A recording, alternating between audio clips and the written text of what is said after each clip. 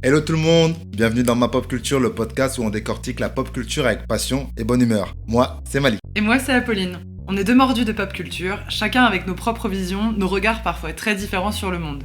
Mais ce qui nous rassemble, c'est cette curiosité infinie pour ce qui fait vibrer la culture pop. Ensemble, on essaie de comprendre ce qui nous anime, ce que la pop culture représente vraiment pour nous tous, ce qu'elle pourrait représenter et pourquoi on est tous accros à certaines histoires et pas à d'autres. Dans chaque épisode, on partage nos coups de cœur, nos déceptions, on débat sur les rouages, les succès, les flops, toujours avec beaucoup d'énergie. Alors, installez-vous confortablement, on vous embarque. Et bienvenue dans Ma Pop Culture.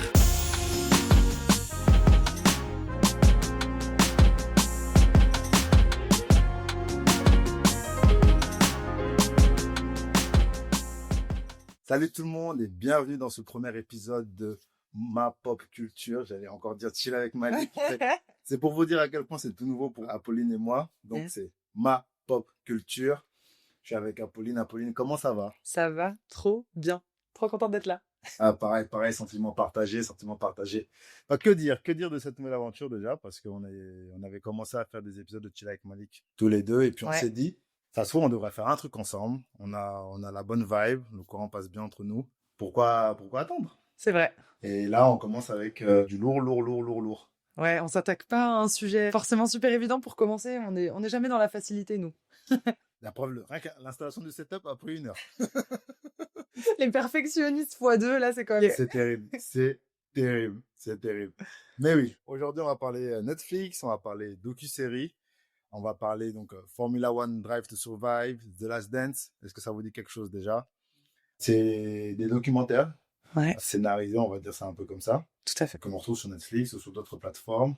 Aujourd'hui, vraiment, le thème important, c'est est-ce que ces docu-séries ont contribué au sport qu'elles documentent, en fait. C'est ça. D'une manière ou d'une autre. Ouais. Comment ça a impacté le public? Est-ce que vraiment on peut parler de documentaire quand on regarde ces séries-là particulièrement? Et ouais, qu'est-ce que ça a amené? Comment ça a révolutionné un peu ces sports-là? Et ouais, intéressant. Ce qui me plaît déjà dans ces séries, c'est que c'est trop stylé. C'est vrai. On est d'accord. C'est un peu cool. C'est un peu bien réalisé.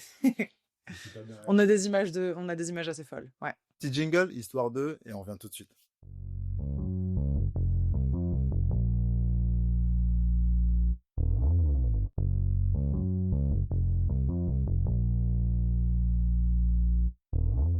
Allez, on est de retour et on va aborder la première question. On rentre dans le vif du sujet, c'est parti. Quand Netflix transforme la perception du sport? Yes. Le documentaire, c'est pas un nouveau format. On est d'accord, hein? D'abord, on ne les compte plus. Les documentaires musicaux, les documentaires reportages, les documentaires sur des sociétés, sur des compagnies, etc., etc. Il y en a beaucoup. Donc Netflix n'a rien inventé. Par contre, sur le sport, ils ont mis la barre, on va dire, assez haute, même si pareil, ils sont pas les premiers. Il faut remonter au début des années 90 avec ESPN qui en fait voilà déjà commençait à s'intéresser un peu au côté à tout ce qui se passe derrière le sport ou derrière la vie d'un athlète. Et en fait Netflix a pris ce truc là et l'a transformé en quelque chose de vraiment cool. Et déjà toi, qu'est-ce que t'en penses là? Bah, c'est vrai que quand tu regardes, t'as parfaitement raison de dire que le documentaire, c'est pas un nouveau format. Et ce qui est particulier, c'est que par exemple, pour des artistes et notamment des musiciens, des musiciennes, globalement, ils ont une vie qui est assez rythmée par des temps forts qui sont éloignés les uns des autres. C'est-à-dire que généralement, un artiste ou une artiste va sortir son album, va faire sa tournée, et puis ensuite, on n'en entend plus parler pendant 2 ans parce que la personne retourne en studio, retourne en phase de création. Et voilà, et on va vivre avec ce qu'on a eu comme contenu sur les 2 ans, mais il y a cette phase d'attente qui est d'ailleurs de plus en plus longue parce qu'il y a de plus en plus d'artistes qui choisissent de faire des gros breaks entre 2 albums. Mais le sport, c'est pas ça. Le sport, on a une saison tous les ans, on a énormément de contenu. La Formule 1, il y a 24 courses. Ils ont rajouté des courses sprint maintenant au fur et à mesure. Donc on a vraiment beaucoup de courses. Si tu comptes en plus les qualifications, les essais libres, enfin, ça te prend tout un week-end. Le basket, je crois qu'en NBA, c'est 82 matchs de saison régulière, Voilà. Sans compter après les matchs de playoff qui peuvent aller jusqu'à une trentaine de matchs. C'est ça. Pardon. Et oui, parce que alors premier tour, deuxième tour, finale, et on peut aller jusqu'au 7e match à chaque fois. Ça fait beaucoup. C'est ça. En foot, c'est à peu près pareil. Pour à peu près tous les championnats européens, c'est une trentaine de matchs sur Sur une la saison. saison, sans compter la Ligue des Champions, les coupes nationales, etc. Ouais. Ouais, donc finalement, quand on y réfléchit, c'était pas forcément l'évidence même de se dire il y a un créneau sur les sportifs parce qu'il y a déjà tellement de contenu. Il y a déjà des chaînes de télé qui sont dédiées au sport, qui font de l'analyse en continu. Donc finalement, qu'est-ce que Netflix venait faire là-dedans? Et finalement, ce qu'on a quand même constaté, c'est que c'est un pari super, super gagnant. Il a apporté ce côté intimiste Ouais. que je ne trouvais pas, personnellement, dans les autres documentaires où c'était très court. C'est ça. On avait un peu 2-3 questions sur la famille, autour de l'athlète, 2-3 zooms un peu sur les entraînements et autres, on va dire, histoires autour du sport. Mais jamais aussi longtemps et jamais aussi près, on va dire, des athlètes. Ouais. Et puis on voit bien, voilà, une des premières séries, on va dire de la nouvelle génération docu sur le sport, c'est Drive to Survive justement en 2019. Et le succès dure, on en est à 5 saisons. En 2023, elle était cinquième série documentaire la plus regardée. En 2024, c'est la 3e. Donc quand même en termes d'audience, le succès, il est clairement là.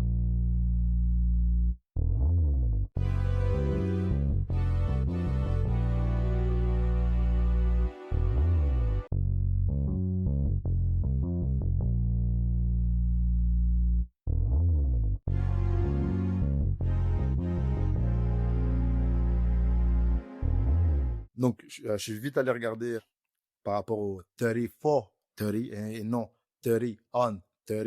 C'était pas début 90, c'était début 2010, 2009 pour être précis. Et donc, je m'excuse pour les fans. Les fans. C'était mon erreur. Netflix, donc, on disait à cette approche assez intimiste. Mais selon toi, qu'est-ce qu'elle vise surtout? Et quel est le public en fait? Bon, alors ça va dépendre des sports, mais clairement, je pense que Netflix a visé 2 types de publics. Ils ont visé le public qui est acquis, c'est-à-dire, par exemple, si tu suis le parcours d'une légende, si tu suis un sport en particulier, on prend les nostalgiques.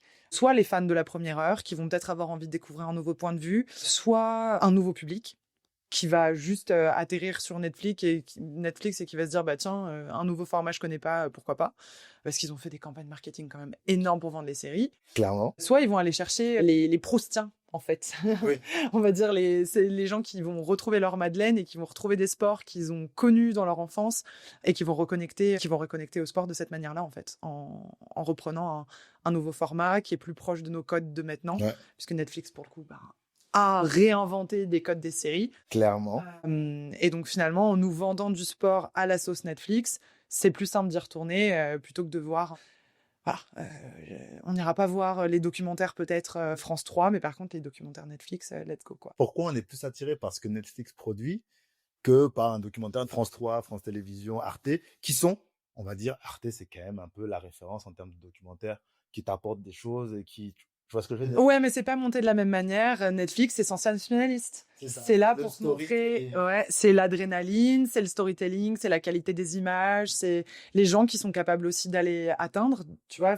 C'est vrai qu'ils touchent du monde des fois, enfin des gens qu'on ne voit peut-être même jamais. Exactement, des gens qui n'ont pas forcément de présence médiatique par ailleurs.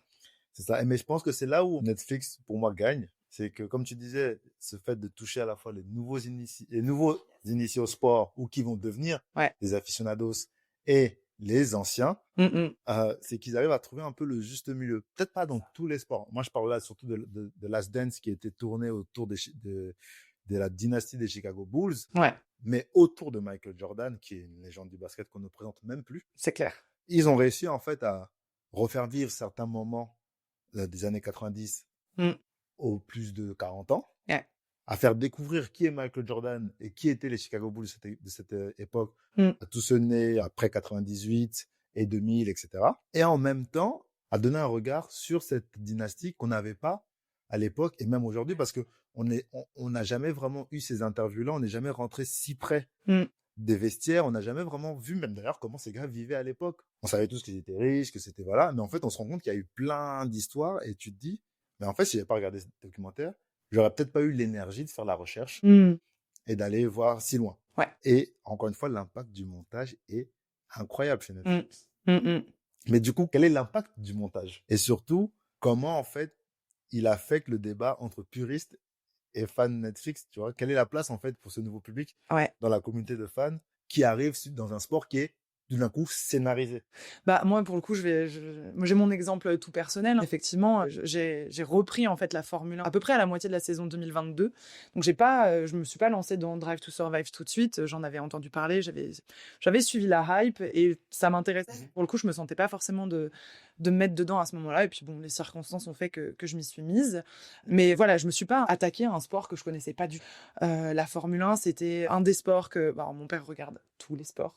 Je pense qu'il y en a très très peu qui regardent pas, mais c'est vrai que la Formule 1, c'était voilà, le sport du dimanche matin ou du dimanche après-midi. J'ai connu ça aussi. Donc, mais en fait, c'est ça, tu sais, t'as ces images de toi, petite, en train de regarder la télé avec tes parents, et t'as ce souvenir-là qui te revient. À l'époque, par exemple, il y avait Fernando Alonso qui était passé dans les rues de Lyon, ils avaient fait une démo avec la voiture Formule 1 de Renault, et du coup, je me souviens de tout ça, et c'est vrai que quand je me suis posé la question de me lancer sur une série, bah, c'est très très vite aller sur la Formule 1. Donc là, ils ont touché à ta nostalgie. Totalement. Ils m'ont reconnecté, ils m'ont redonné un intérêt, en fait. Ouais. C'est-à-dire que, oui, ok, il y a ce côté nostalgique de me dire, ah tiens, ça me ramène un peu en arrière, mais ils m'ont accroché. Oui. Ils m'ont vraiment accroché, et à tel point que maintenant, je suis une fan de Formule 1. Mm. Mes dimanches sont calibrés en fonction de la Formule 1. Je suis capable de me lever à 7h du matin pour regarder le Grand Prix au moment où il passe. Je n'ouvre pas mon Instagram de toute la journée si j'ai raté un Grand Prix, de peur de me faire spoiler les résultats du podium. Parce que mon algorithme sait que Ah oui. ça m'intéresse, et tu peux être certain que si j'ouvre Insta, on va dire 1 heure après le Grand Prix, ça va être le premier post qui va arriver sur mon feed. Et d'ailleurs, c'est là où on se rend compte qu'on a des mauvais réflexes avec les réseaux sociaux. Je me suis fait spoiler un nombre incalculable de fois. Parce que mauvais réflexe, j'ouvre mon téléphone et puis je vois le résultat, et ça me saoule. C'est saoulant. Et ça me saoule. Les gens ne comprennent pas forcément, pour ceux qui sont pas fans de ces sports-là, ils comprennent pas forcément toute cette tension qu'on a, toute cette énergie qu'on met dedans, à ne pas vouloir se faire spoiler en disant, mais c'est pas grave, c'est qu'une course. Non. C'est ça. En tant que course, non, ce n'est pas qu'un match. Pour nous. C'est vrai. Pour n'importe qui d'autre, ok, mais pour nous, c'est notre petit truc à nous, voilà. Ouais. Après, je l'entends, mais c'est vrai que ça te permet de te faire aussi un petit peu une vidange des réseaux sociaux, tu vois. Ouais, clairement. Ça te force un peu à laisser le téléphone de côté. T'es là genre, je vais voir des amis là en fait cet après-midi. Je veux être sûre de pas toucher à mon téléphone, comme ça ce sera très très bien. Des amis qui n'ont pas regardé. Ouais, les bons copains. Non, mais après c'est vrai que une fois que t'es dedans, pour le coup, t'es complètement replongé dedans, et c'est là où tu te dis déjà Netflix a réussi son pari et le sport réussit son pari aussi. C'est-à-dire que voilà, ils amènent un nouveau public, et un nouveau public qui consomme. On va pas faire les innocents. Ok, il y a la beauté du sport, ok, il y a l'intérêt pour le sport de façon générale, mais on est un public qui consomme. Déjà, les abonnements pour les chaînes de sport, la merch. Ouais. Ma mère, elle est allée à Ferrari Land, direct, je lui ai dit, ramène un truc. Genre, je veux quelque chose. Genre, c'est hors de question que tu reviennes sans me ramener une casquette Ferrari, c'était obligatoire. Tu m'étonnes. Là, je viens d'avoir mes 30 ans, un de mes cadeaux, c'est de pouvoir aller voir un Grand Prix en vrai. Ouais. Et voilà, le truc c'est appris et bien pris, et maintenant bah voilà, je fais partie de la fanbase, quoi. Je suis pas la cible principale, notamment pour DTS qui a surtout voulu conquérir le marché américain. Ils ont hyper bien réussi d'ailleurs, hein, clairement, mais pour autant je reste une DTS fan. Si tu regardes un petit peu, il y a évidemment, en plus on est toujours dans l'explosion des réseaux sociaux. T'as énormément de contenu, de commentateurs, de commentatrices, de créateurs tout le monde fait en tout genre. Tout le monde essaie de faire son petit Ouais. buzz autour de la Formule 1 maintenant. Ouais, enfin son petit buzz, ou en tout cas apporte son analyse, apporte ses commentaires, fait des vidéos humoristiques dessus, et en vrai il y a plein de contenus qui sont vraiment super fun et que moi j'adore suivre. Mais tu remarques que en tant que fan de Drive to Survive, on en prend plein la gueule. On en prend plein la gueule. Dans tous les commentaires, tu vas voir typique fan de DTS, réflexion basique, normal fan de DTS. Il se trouve aussi que parmi le public nouveau de Drive to Survive, il y a beaucoup de femmes. Ouais. Il y a beaucoup de femmes. Je pense que c'était l'une des cibles qui cherchait aussi à toucher. Ouais, et je sais même pas s'ils soupçonnaient qu'ils allaient réussir à toucher le public féminin, mais en fait, le truc, c'est que déjà, il y a de plus en plus de femmes qui ont un intérêt pour l'automobile de façon générale, donc par extension pour le sport automobile.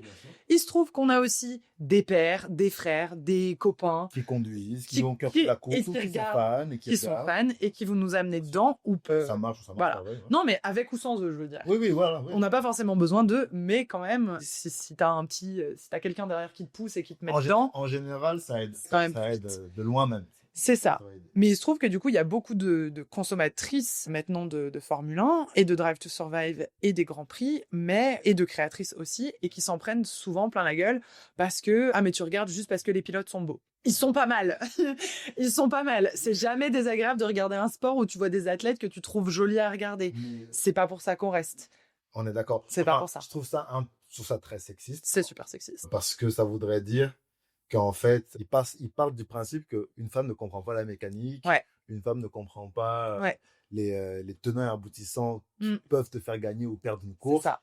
Alors qu'en fait, tout s'explique. Oui, bien sûr, tout s'explique, mais... Ça se comprend, en fait, je veux dire. Mais c'est toujours pareil, c'est toujours ce double standard de nous en demander plus, tu vois, genre tu peux pas intégrer quelque chose et dire ce sport m'intéresse ou je suis fan de ce sport sans qu'on te demande de te justifier de 1000 manières différentes. Faut que tu sois capable de citer, c'est quoi le DRS, faut que tu sois capable de dire genre, ouais, tel circuit, il fait combien de kilomètres, et c'est quoi le prénom du cousin du préparateur sportif de Lewis Hamilton. Enfin, c'est un peu relou. Je trouve ça débile, en fait, parce qu'ils veulent entre guillemets, avoir cet entre-soi dans ce sport qui existait bien avant qu'il soit là. En fait, je sais pas pourquoi ils se mettent à le défendre. Comme si eux, ils étaient nés avec la connaissance absolue. Alors qu'il a appris comme tout le monde. Faut commencer quelque part. Laisser le temps aux gens d'apprendre le sport. Ouais. Je peux pas demander à une femme qui commence à apprendre le basket en le regardant. Ouais, d'être capable de te citer ce qui s'est passé dans la saison 70 ou... Je peux pas. Même moi, j'ai pas toutes les connaissances du sport alors que je le pratique tout le temps. Et la plupart de ces gens-là, ils sont dans leur canapé. Et ils se prennent pour des experts. C'est clair. J'ai envie de dire, mais si tu étais si fort, pourquoi tu n'es pas dans une écurie? Pourquoi tu perds ton temps à dénigrer la vie et l'intérêt des autres, en fait? Je comprends pas. Non, mais je pense qu'il y a un côté où ils ont peur de la hype et du nouveau public que ça amène. Mais alors qu'en vrai, c'est juste un nouveau public. Mais surtout, mais peur de quoi? Qu'est-ce qu'il perd, lui? Je sais rien. Mais je pense qu'il y a un côté de l'entre-soi, effectivement, où ils n'ont pas envie de s'en sortir. Ou je sais pas. Un nouveau public, ça pose de nouvelles questions, ça pose de nouveaux enjeux aussi, ça pose la question de l'accessibilité du sport, ça pose la question. Et je pense que pour certains, ils se sentent menacés de se dire ok, il va y avoir de plus en plus de gens qui vont vouloir prendre leur place pour les grands prix. Est-ce que du coup, ça veut dire que le prix va augmenter? Est-ce que ça veut dire que j'ai moins de chances d'avoir ma place? Honnêtement, j'ai du mal à mettre dans le cerveau de ces personnes parce que c'est une réflexion que je comprends pas. mais voilà. Après, je trouve que ça pose une question intéressante justement sur la série en tant que telle, c'est-à-dire que les gens vont te dire ok, t'es fan de DTS, tu comprends rien. C'est intéressant parce que c'est une série qui est censée être une série documentaire. Donc, si les fans de DTS ou d'autres ne comprennent entre guillemets rien au sport qui est décrit, est-ce que la série remplit son objectif? Bonne question. Et je ne peux que renchérir là-dessus parce qu'en fait, maintenant que j'y pense, dans The Last Dance, et même encore dans le dernier documentaire qui est sorti, 5 majeurs, où on suit 5 stars de la NBA sur toute une saison, à des moments précis, parce qu'il y a trop de matchs. À aucun moment, vraiment, on te parle des règles, parce qu'on n'est pas là pour ça, en fait. Je pense que les documentaires Netflix ne sont pas là pour être des coachs, pour être des entraîneurs, pour rendre les fans experts. Ils sont là pour nous faire vivre la saison ou le match ou la coupe, ce que vous voulez, d'une manière différente. C'est-à-dire qu'on est dans les coulisses de tout le monde en même temps, ce qui est impossible humainement. Là, on te dit, depuis ton canapé, tu peux voir qu'après la course, le Grand Prix de Melbourne, et dans les coulisses, chez Mercedes, ils étaient en stress. Chez Ferrari, on se grattait la tête, alors que chez Red Bull, tout allait super bien, quoi. Ça, tu ne peux pas avoir cette vision-là. On n'est pas là pour devenir expert, je pense, avec Netflix. On est là pour vivre les galères, les succès, les rivalités, parce que ça dans Drive to Survive, on a beaucoup.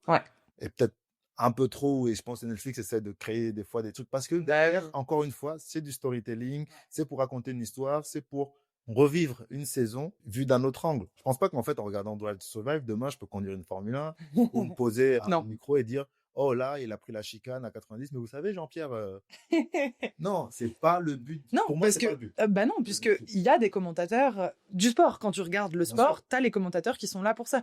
Effectivement, Netflix t'apporte un autre point de vue. C'est le principe, c'est le but. Après, c'est là où, effectivement, on fait la distinction entre une série documentaire et une série documentaire à sensation, à la méthode Netflix, justement, avec quelque chose qui te secoue un peu, quoi. Du coup, est-ce que c'est un documentaire? Si tu tapes la définition d'un documentaire, on te dit le but c'est de documenter. Donc, en un sens, oui, forcément, parce que les protagonistes, c'est les personnes. Enfin, je veux dire, c'est pas des acteurs, c'est Non. pas de la fiction. On va inventer des événements qui ne sont pas produits. On va effectivement aller explorer les parcours personnels. On va aller explorer plein de choses. Au fur et à mesure des saisons, ça a évolué. Mais donc, de ce point de vue-là, ouais, c'est documentaire. Après, comme on disait tout à l'heure, il y a du montage, il y a des sélections, il y a des angles, il y a des points de vue qui sont pris. Et l'objectif, effectivement, c'est aussi d'attirer l'attention du public. Alors, comme tu le disais, oui, il y a eu des critiques. Max Verstappen, qui est triple champion du monde de Formule 1, notamment, il a beaucoup critiqué Drive to Survive. Bien sûr. Parce que déjà, il trouvait que Netflix était un peu trop sur son dos. Et parce que il disait, ouais, en gros, vous nous faites passer comme ayant des mauvaises relations les uns avec les autres, Exactement. beaucoup plus que ce qui n'existe dans la réalité. Ouais. Et effectivement, quand tu suis les coulisses, bon, quand ils sont sur la piste, Oui, ils se mettent dessus. Bah, c'est la compétition. Je Et- conduis une voiture qui coûte Voilà. des millions, je suis payé des millions pour Ouais. gagner, pas pour te faire Ouais. des checks en pleine course. Tu vois. Oui, et puis en plus, la Formule 1 est un des rares sports où tu as un micro de manière permanente dans la voiture. Donc, si tu as un pilote qui jure parce qu'il y en a qui lui est passé devant, C'est après, enregistré. c'est enregistré, parfois c'est diffusé parce que la FIA choisit de le diffuser. On est d'accord. Si on mettait un micro sur les footballeurs et On les n'entendrait que ça. on entendrait Mais même le chose. basket, on le fait. C'est sur des matchs précis Ouais, et sur des joueurs précis. Ils ont un micro sous le maillot ouais, et ils jouent avec. J'entends tout. La NBA veut que ça reste clean, c'est donc ça. très censuré, etc. Mais on a un peu voilà l'intensité du match vécue par les joueurs. C'est clair. Et je suis désolé, on a tous été dans des voitures où il se passe un truc et on s'énerve. Donc, je peux comprendre que Netflix joue là-dessus, mais ça ne fait que confirmer ce que je dis, c'est qu'un truc scénarisé, Ouais. il faut vendre. Ouais. Et pour vendre, il faut du clash, il faut Voilà, des pleurs. faut qu'il y ait des méchants, Et- faut qu'il y en ait. En fait, Voilà. faut des émotions tranchées. Et du coup, il faut qu'il y en ait que t'adores, il faut qu'il y en ait que tu détestes. Voilà. Faut que ça reste des personnages. Tu t'attaches à des personnages ou tu détestes des personnages. C'est comme ça, effectivement, c'est scénarisé. Et puis, bah, Max Verstappen, il a dit, ouais, je veux plus faire partie de Netflix. Puis a dit, attends, Et là, l'argent, il a pas eu le choix. Il y est retourné. Mais évidemment, il y est retourné. Et c'est normal. C'est là où je disais que j'étais le public cible, oui et non, parce que en tant qu'Européen, Européenne, on est quand même vachement plus. On est déjà un public historiquement sensibilisé. Oui, on est déjà gagné. Mais par contre, ils ont investi tellement aux États-Unis. Je veux dire, ils ont relancé le Grand Prix de Las Vegas, là, pas cette année, l'année dernière. C'était la première fois depuis 40 ans. Ouais. Mais parce qu'ils savaient que le public serait là. Ouais. Il y a d'autres pilotes qui ont dit, mais on sent qu'on est tellement mieux accueillis aux États-Unis. On sent qu'il y a un public qui est plus enthousiaste, un public qui est plus connaisseur. Ouais, c'est clair que ça leur a amené beaucoup de choses. Les États-Unis, quand même, la course automobile phare, c'est le NASCAR. C'est le NASCAR. Ouais. Pour passer devant le NASCAR, courage.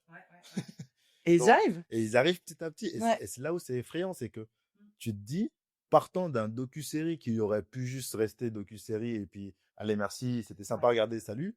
En fait, le nombre de fans et l'engouement autour est juste incroyable parce que maintenant, les gens attendent les nouvelles saisons. C'est-à-dire qu'en fait, tu regardes la saison en direct et c'est là où c'est très fort. Tu regardes la saison en direct, tu la suis de A à Z, mais tu vas quand même aller regarder Drive to Survive. Mais bien sûr. Parce que Oui. tu vas avoir des choses que tu n'as pas vues. Oui. Non, et en plus, en termes de, on va dire, de timing, la saison de Formule 1 s'arrête en décembre. Ouais. La série Drive to Survive sort en février. T'attends un mois et demi. Et tu reprends la saison de Formule 1 en mars. T'es non-stop dans la Formule 1, en fait. En fait, voilà, ça ne s'arrête jamais. T'as pas de moment de break. Comment vous pouvez me dire que c'est pas bien? En fait, Voilà. c'est C'est trop smart. les gars sont trop Mais ils forts. sont trop forts et ils s'en sont rendus compte. Et c'est là où même justement les écuries au début, je pense, voulaient pas trop y aller en se disant ça va être quoi. Casse-gueule, hein. C'est casse-gueule, c'est clair. Parce qu'effectivement, après, on te donne une image et pour sortir d'une image La comme décoller. ça, c'est compliqué. Mais effectivement, bah, Red Bull dès le départ a dit oui, McLaren a dit oui, Renault a dit oui. Dans les premières saisons, tu retrouves pas Ferrari, tu retrouves pas Mercedes, pas Williams. T'inquiète qu'en saison 2, ils y sont. Ils ont vu comment là ça a explosé. Bah, l'impact. Ils ont dit allez, là on y va les gars. Et l'impact, il se voit direct sur le marketing. Mais bien sûr. Après, on n'a pas les chiffres, mais je mettrai ma main à couper que les ventes de produits dérivés après chaque saison. Il y a pas de sujet. Il y a pas de sujet. On le voit bien, hein. Hormis les retours négatifs, Mmh. j'ai envie de dire, c'est du pain béni, c'est une recette miracle pour Netflix. Mmh. Ça y a rien à dire. Mais est-ce qu'on devrait toujours continuer à appeler ça une docu-série, tu vois? Parce que mine de rien, c'est très scénarisé. Ouais. Pour moi, enfin, avec du recul maintenant, parce qu'on avait écrit un script là-dessus, mais avec du recul, je me dis, c'est pas si docu-série que ça, en fait. C'est plus un récap d'une saison racontée par plusieurs personnes. Là, je serais pas d'accord. Alors, pour l'exemple Ouais. que je connais le mieux, encore une fois, hein, mais DTS, ce qu'ils ont fait, c'est qu'ils ont fait un truc quand même très intelligent. Ils savaient que leur public n'était pas forcément un public de connaisseurs, donc ils ont pris des commentateurs sportifs aussi qu'ils ont intégrés. C'est-à-dire qu'il y a des images des Grands Prix, il y a des images des coulisses, il y a des interviews des pilotes, des interviews des team principals, mais ils ont aussi pris des commentateurs pour être capables d'expliquer des trucs. Il se trouve que dans le cas de DTS, Parfois, ils se prennent des claques derrière, oui. ils se prennent des claques. Choupi, Will Buxton, qui est un commentateur anglais, qui s'en est pris plein la tronche, il n'y a pas d'autre mot, parce que ils lui ont fait faire de la vulgarisation, mais la vulgarisation de niveau CP, c'est-à-dire que vraiment, il a sorti des phrases du style L'eau ça mouille, quoi, en gros. Oui. vraiment, ouais, Captain Obvious de l'espace, c'était c'est important de se qualifier et de terminer premier, parce que si t'es premier, les 19 autres sont derrière toi. Jusque-là, Celle-là, c'est mérité. Hein. jusque-là, Honnêtement, si t'es commentateur spécialisé F1 depuis des années, parce qu'il n'est pas nouveau, lui. non. Je l'ai pas, enfin, Non, mais je pense que voilà, il était amené là justement pour faire comprendre les enjeux, pour faire comprendre pourquoi ils se mettent autant à fond sur ce truc, pourquoi c'est aussi important de gérer ses qualifs, pourquoi c'est. il a pas tort. Non, il a pas tort. Si t'es quatrième, cinquième, tu finiras quatrième, cinquième ou encore plus bas. Ou voilà, ou les enjeux des points, voilà, il faut être dans les points. Oui, si tu sors des points, tu marques pas de points. Enfin, et voilà, c'était des trucs très Captain Obvious, mais c'est qu'ils ont simplifié au montage. Qu'ils ont simplifié au montage. Oui, c'est peut-être. Voilà, il s'en est pris plein là. C'est le même cas dans The Last Dance. Ouais. Quand on donne une image un peu de dur, de sans cœur à Michael Jordan, et tu te dis, mais est-ce qu'il était vraiment si mauvais comme ça ou c'était juste parce que c'était un gagnant? Ouais, voilà, il y a ça en fait, aussi. les autres en face ne comprenaient pas toujours. Enfin, tu peux tout remettre en question parce que c'est, encore une fois, j'ai envie de dire, on n'a qu'une seule parole, mais c'est un gars qui répond à une question, on n'a pas toujours la question. Oui. Souvent, on n'entend pas souvent la question. C'est vrai. Et il faut faire attention à ça. Carrément. Donc, il répond un truc, mais qu'on a mis en scène avec des images d'avant. C'est simple, tu vois, on va mettre Verstappen qui sort de la voiture, qui balance son casque. Ouais. Très bon exemple. Imaginons. Non, imaginons pas. Verstappen, si tu m'écoutes, c'est un exemple. Ok, tonton? Voilà. On sent que je l'aime pas. En fait, il a une tête qui ne me revient pas, étrangement. En vrai, il a l'air super gentil. Et quand tu le vois en interview et avec d'autres pilotes, il est tout le temps en train de faire des blagues, il est tout le temps. Mais j'aime pas sa manière de conduire, donc bref. C'est quelqu'un de, pour moi, je le comparais à Kobe Bryant. Ah ouais? Quand tu le vois en interview, il a un sourire, il te répond machin. En match, un tueur en série. Le mec, il ne te donne même pas l'heure. Il a pas le temps. Il est là pour gagner. Mais voilà, imaginons, voilà. Le gars, il jette son casque, boum. Tu as son chef d'écurie qui va dire, ouais, Verstappen était un peu énervé, et à un moment donné, tu entends un gars qui dit, ouais, mais il est toujours comme ça. Et t'es sûr que tu réponds à la même question ou en fait il est toujours comme ça, ça se trouve il est toujours comme ça, il a toujours la gagne. Voilà, tu vois. Ouais. Ouais. Et c'est pour ça qu'il faut faire attention. C'est pour ça que je me dis, est-ce que c'est des documentaires séries ou c'est des documentaires scénarisés pour nous donner justement ce côté un peu film où il se passe toujours un truc, tu vois. Bah ouais. Donc c'est pour ça que je suis un peu, voilà. Moi j'adore, hein, mais attention. Là où je nuance sur le fait que on suit une saison, c'est partiellement vrai. Alors, en fait, dans le sens où on en voit plus et on en voit moins. C'est-à-dire qu'on en voit plus, par exemple, ce qui était super sur les premières saisons de Drive to Survive, c'est que vraiment, on allait beaucoup suivre le parcours personnel des pilotes et ça leur donne un côté humain. Enfin, je veux dire, c'est un sport où il y a 20 mecs qui courent. Je pense qu'il y a très peu, je veux pas dire aucun, mais je pense qu'il y a très très peu de sports où tu as aussi peu d'élus, on va dire. Alors bien sûr, ça tourne, hein, ça tourne, il y a des pilotes qui se font placer quand ils font des mauvaises performances. Je réfléchis, mais en fait, non. Où il y a seulement 20 mecs qui font le même sport. Qui font la F1. Ouais, c'est vrai, ouais. C'est le seul. Parce que dans tous les autres sports, même individualistes, même des tennismen, t'en as plus, des golfeurs, t'en as plus. Oui, top 100, top 500, Les basketteurs, les footballeurs, n'en parlons pas, t'en as tellement. Enfin, honnêtement, à part des sports vraiment de niche, qui honnêtement me reviennent pas. Non, mais même de niche, même si tu prends les échecs, quand tu arrives au niveau professionnel, tu as déjà plus de 100 joueurs. C'est sûr. Mais si on faisait demain, si on faisait une ligue d'échecs, est-ce qu'on pourrait la réduire à 20 joueurs? Oh. Mais du coup, c'est ça qui est génial, c'est qu'il y a tellement peu de personnes que c'est hyper intéressant de suivre leur parcours. Bien sûr, C'est des mecs qui, pour la plupart, 4 ans à 5 ans, ils faisaient déjà du karting. clairement. Ils ont été dedans, mais toute leur vie. Ils ont fait énormément de sacrifices. Ça coûte super cher Bien sûr, de faire ce sport-là. Les parents ont raqué. Ouais. Alors là, et c'est là où c'est hyper intéressant aussi, c'est que c'est un sport de multimillionnaires parce que les mecs ils sont pétés de thunes. Il y en a qui viennent de familles hyper modestes. Et là, bon, c'est mon petit côté cocorico, mais c'est pas spécialement mes pilotes préférés non plus. Mais Pierre Gasly et Esteban Ocon, c'est des mecs qui viennent de milieux modestes. Ouais. Ils viennent tous les deux de Normandie. Enfin, Ouais. je veux dire, c'est pas papa-maman possédaient déjà des parts dans l'industrie automobile et du coup, ils ont mis leur gosse dans un kart. Ça s'est pas passé comme ça. Comme certains chez, c'est quoi, c'est Haas? Non, Aston Non. Martin. C'est Aston Martin? Aston Martin, Oui, c'est Aston Martin. le mec a littéralement acheté l'écurie pour mettre son fils. Ouais, c'est du népotisme, clairement. Qui, bisous Lens, je t'aime pas, qui sinon n'aurait pas sa place en Formule 1. Ouais. Se serait fait dégager il y a très très longtemps. C'est le seul à avoir un CDI en Formule 1. Ouais, je Voilà. comprends. Et ça, justement, c'est le seul CDI en Formule 1. Ils ont le maximum qu'ils puissent avoir, généralement, c'est des 3 ans, allez, 4, quand vraiment ils veulent garder le pilote, mais c'est super rare. Mais pouvoir suivre ça, c'est super intéressant. Pouvoir suivre les conflits en interne, c'est super intéressant. On a Alpine qui s'est cassé la gueule là sur les 2 dernières années. Suivre un petit peu justement comment ça s'est passé en termes de conflits, de relations avec les pilotes, c'est super intéressant. À l'époque, ça s'appelait Force India. Le propriétaire avait été mis en état d'arrestation pour fraude. C'était hyper intéressant de suivre l'impact que ça pouvait avoir. Non, mais il se passe des dingueries. En plus, c'est tellement des gros sous et c'est des mecs qui ont un paquet de thunes et qui l'investissent, enfin, qui veulent des rendements. Il y en a un d'ailleurs, le propriétaire de Haas d'ailleurs n'est jamais c'était très drôle, ça c'était un truc qui faisait beaucoup rire tout le monde et que j'ai appris plus tard. En fait, à chaque fois tu vois le team principal qui l'appelle au téléphone, en plus avec son accent allemand qu'il a genre yes Gene, yes I know Gene, I told them they're fuckers, tu vois, genre qui commence à... Mais parce qu'en même temps ils ont cassé combien de voitures? Ouais, non mais ça va mieux cette saison, mais du coup c'était très drôle parce qu'à chaque fois c'était faut que je l'appelle et les gens étaient là mais putain mais qu'est-ce qu'il fout à tout le temps l'appeler, et en fait il l'appelle parce que le mec a été accusé, pareil je crois, de fraude ou de détournement. Il n'a pas le droit de quitter le territoire américain. C'est pour ça qu'on le voit jamais en fait en présentiel. C'est parce que le mec a pas le droit de sortir des US. Et ça, c'est juste. Mais voilà, pareil, c'est des trucs dont on parle peut-être dans des articles en passant sur la F1 qu'il faut prendre le temps de lire. C'est ça. Et Netflix te condense un peu tout ce qui se passe. Netflix se met un peu là-dessus. Avec quand même pas mal de recherches. Non, mais ça, pour le coup, t'apprends des choses. Je dis pas le contraire. Mais même là, il y a toujours cette touche Netflix qui fait que c'est toujours un peu, voilà. C'est toujours, ils en font des caisses. Rien à inventer. Je dis pas qu'ils inventent des problèmes, mais la façon dont ils te présentent les problèmes, des fois, c'est plus que... Finalement, c'est trop grave à chaque fois. Ou c'est important. Trop important. Et des fois, eux, même, ils te disent, bon, écoute, ça, c'est le quotidien. Ouais, c'est vrai. C'est un peu leur quotidien, mais le fan a l'impression que, waouh! Mais non, en fait, toutes les 2 courses, t'as une voiture qui saute, quoi. Et puis bon, faut dire quand même que Netflix, ils sélectionnent des angles, ils en sont maintenant quand même, c'est ce que je disais, à peu près à 5 saisons. Donc au bout d'un moment, il faut faire quelque chose, c'est-à-dire faut faire quelque chose de nouveau.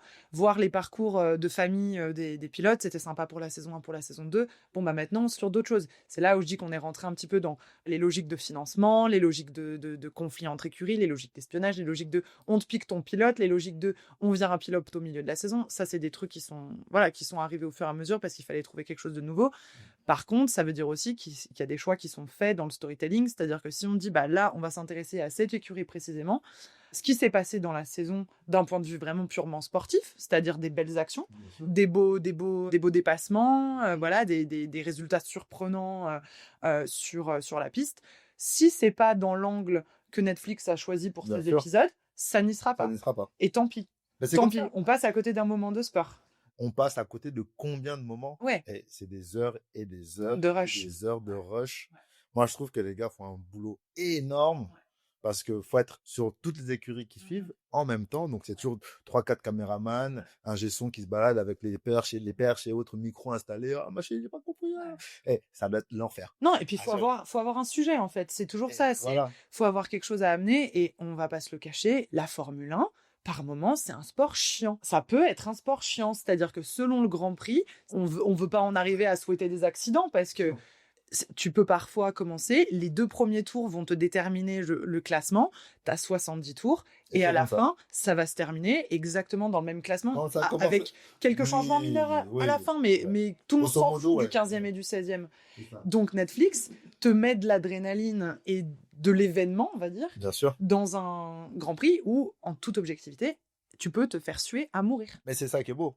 Comment rendre un sport intéressant alors qu'il est, de base, il peut être Répétitif. très répétitif. Ah bah oui, c'est des Ouais, tours et et qui des peut tours, en être fait. grave monotone, quoi. C'est monotone. C'est là où on C'est sort un peu du côté purement docu, Ouais. on sort du côté, on va dire, réaliste, mais on t'amène ce côté documentation, Ouais. autre. On prend du recul. Bon. C'est pour ça que j'ai envie de dire des fois que c'est un peu une télé-réalité. C'est vrai. Un peu plus scénarisé. Ça reprend les codes Ça reprend certains codes dans le sens où ouais, t'as l'intimité des joueurs, des joueurs ou des athlètes. des- T'as leur coup de gueule, t'as leur moment de joie, de pleurs, de doute.